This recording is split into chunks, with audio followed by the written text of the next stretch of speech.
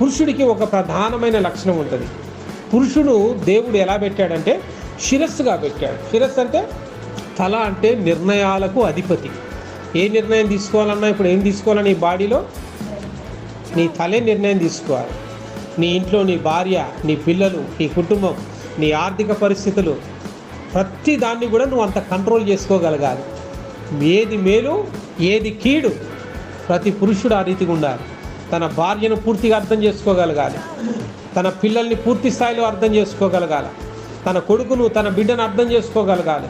తన కొడుకు ఏం చేస్తున్నాడు, తన బిడ్డ ఏం చేస్తుంది, ఎవరితో మాట్లాడుతున్నారు, ఎలాంటి స్నేహితులు ఉన్నారు, ఎటు పోతున్నారు, ఏ టైంకి వస్తూ ఉన్నారు, ప్రతి ఒక్కరిని మానిటర్ చేసుకోగలగాలి.